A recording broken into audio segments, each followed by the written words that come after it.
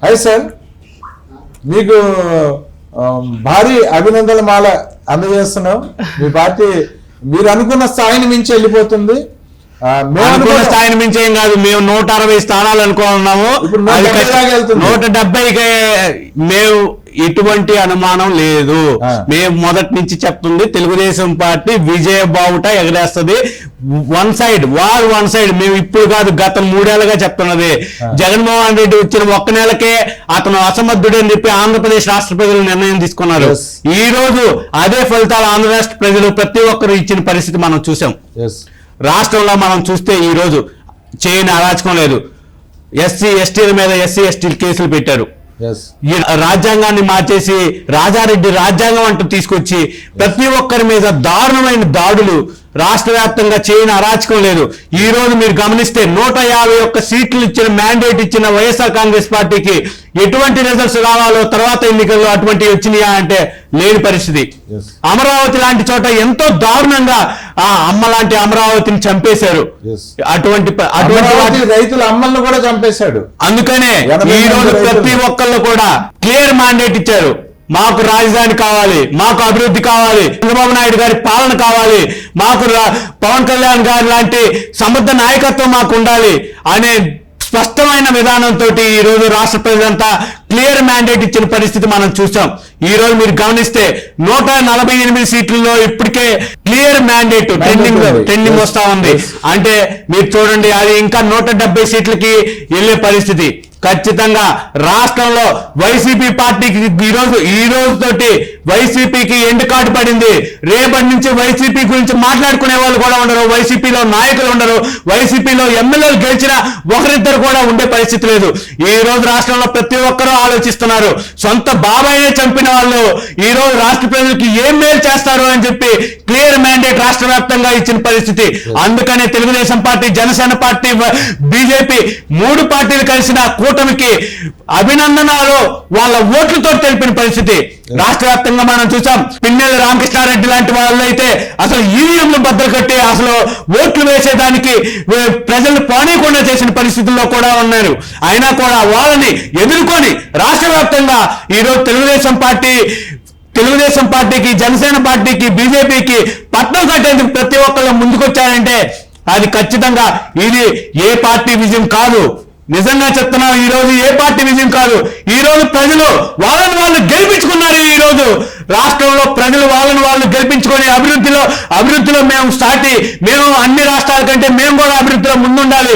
మాకు రాజధాని లేకుండా చేసిన జగన్ లాంటి వ్యక్తిని, మాకు అభివృద్ధి లేకుండా చేసిన జగన్ లాంటి వ్యక్తిని, మాకు రోడ్లు లేకుండా చేసిన, మాకు నీళ్లు లేకుండా చేసిన, మాకు పొలాలు ఎండిపోయేలా చేసిన, మాకు కరోనా వస్తే కనీసం మాస్కులు కూడా ఇవ్వలేని జగన్మోహన్ రెడ్డిని ఈ రోజు మేము తరిమి కొడతామని చెప్పి ఓటర్లు వాళ్ళ ఓటుతోటి తరిమి కొట్టిన పరిస్థితి మనం చూసాం. ఖచ్చితంగా రాబోయే కాలంలో వైసీపీ ఉండబోదు అనడానికి, ఈ రోజు భూస్థాపితం అయిపోయింది అనడానికి ఈ రోజు వచ్చిన ఫలితాలే నిదర్శనం. పులివెందులో కూడా జగన్మోహన్ రెడ్డి ఓడిపోతున్నాడు అంటే అర్థం చేసుకోండి. ఖచ్చితంగా తెలుగుదేశం పార్టీ ఈ రోజు 175కి 170 స్థానాల్లో విజయం సాధిస్తుంది. తెలుగుదేశం జనసేన కూటమి ఖచ్చితంగా రాబోయే రోజుల్లో సుభిక్ష పరిపాలన, చంద్రబాబు నాయుడు గారి నేతృత్వంలో ఆయన ముఖ్యమంత్రి ఖచ్చితమైన పాలన ఈ రోజు రాబోతుందని మేము తెలియజేసుకుంటా ఉన్నాం. ఇంకో విషయం అండి, జగన్మోహన్ రెడ్డి చేసిన ఎన్నో రాజకీయాల్లో మన రాష్ట్ర ప్రజలు ప్రతి ఒక్కరు గుర్తుంచుకోదగ్గది సుధాకర్ గారి హత్య.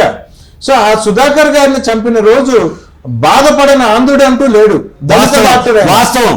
ఈ రోజు ఒక డాక్టర్ కావాలంటే ఎంత కష్టపడాలి. అందులోనూ ఆయన ఎనస్థీషియన్ డాక్టర్, చాలా సమర్థవంతంగా పనిచేసే వ్యక్తి అయి ఉండాలి.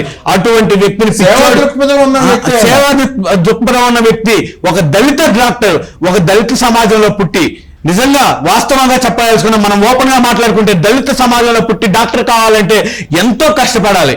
నిజంగా అంటే డబ్బున్న వాళ్ళు సీట్లు కొని ఇట్లా చేస్తే చేయొచ్చు, కానీ దళిత సమాజంలో పుట్టి ఒక పేద బలహీన వర్గాలకు చెందిన ఒక డాక్టర్ ఈ రోజు చనిపోయి, అసలు ఆ చనిపోవడం కూడా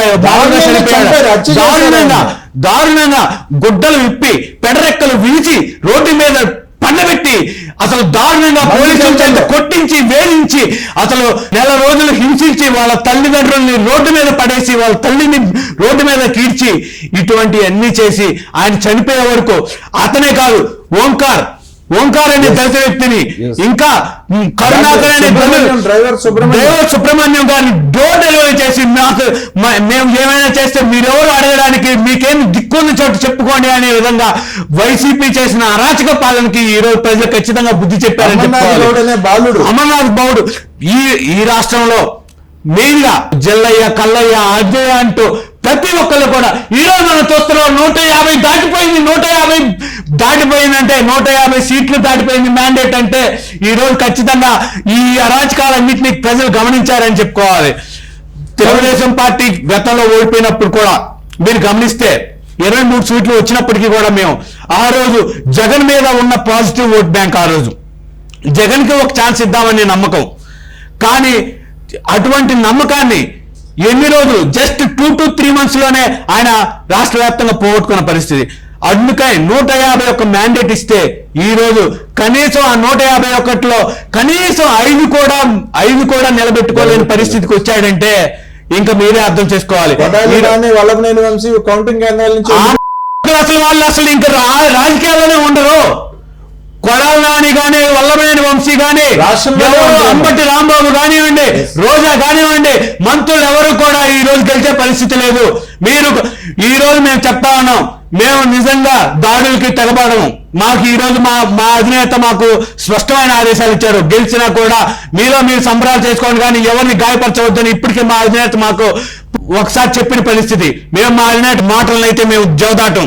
కానీ ఖచ్చితంగా దాడులకు ప్రేరేపిస్తే మాత్రం మేము తగ్గం. మేము నిజంగా మా తెలుగుదేశం పార్టీలో ఉన్న క్రమశిక్షణ అందరికీ తెలిసిందే. ఖచ్చితంగా మేము ఏదైనా దాడులు చేస్తే ముందు మమ్మల్ని సస్పెండ్ చేస్తాం మా అధినేత. దానికి మేము దానికి కూడా భయపడం. నిజంగా ఈ రోజు రాష్ట్ర వ్యాప్తంగా జగన్మోహన్ రెడ్డి కానీ అతని అంచెలు కానీ మంత్రులు కానివ్వండి ఎమ్మెల్యేలు కానివ్వండి కోట్ల రూపాయలని కోట్ల రూపాయలని చేసుకోవడానికి ఎంతలాగా డబ్బులు తిన్నారో ఇసుక మీద మట్టి మీద నీళ్ల మీద ఆఖరికి లిక్కర్ మీద ప్రతి ఒక్క దాని మీద కూడా ఇందుకాలంలో అందులేదని ఎన్నెన్నో వెతికినా జగన్మోహన్ రెడ్డి అవినీతి ఖచ్చితంగా కనిపిస్తా ఉంది. కాబట్టి ఆ అవినీతిని చూసిన వాళ్ళే ఈ రోజు క్లియర్ మ్యాండేట్. మీరు గమనిస్తే ఇప్పుడు గతంలో లేదు. 5 లక్షల మంది ఉద్యోగులు పోస్టల్ బ్యాలెట్ ఓట్లు ఈ రోజు వేశారు. అందులో కూడా మా అధినేత తెలుగుదేశం చంద్రబాబు నాయుడు గారు తెలుగుదేశం పార్టీ అధినేత 2800 పోస్టల్ బ్యాలెట్ ఓట్లుంటే దాంట్లో 2700 అంటే దాదాపు 90% ఓట్లని 95% ఓట్లని ఆయన పడేలా చేసుకున్నాడు. అంటే నిజంగా ఆయన మీద నమ్మకం అనుకోవాలి. ఈ రోజు వైసీపీ వాళ్ళు చెప్పినట్లు కుప్పంలో ఓడిస్తాం, మంగళగిరిలో ఓడిస్తాం, పిఠాపూర్లో ఓడిస్తాం అంటే వాళ్ళు ఏం పీకలేరు. ఈ రోజు మా అనుబంధ పార్టీ జనసేన పార్టీ మీ గారికి ఎక్కువ సీట్లు తెచ్చుకుంటా ఉంది. మీకు 10 సీట్లు కూడా రావట్లేదు. మా జనసేన పార్టీ 21 సీట్లతోటి గెలిచే పరిస్థితి ఉంది. ఖచ్చితంగా ఈ రోజు మీ భూస్థాపితం అయిపోయింది. వైసీపీ అనేది ఇంకా ఎప్పటికీ ఉండదు. By by Jagan. Okay, thank you అండి. మరో వీడియోలో మళ్ళీ మాట్లాడదాం.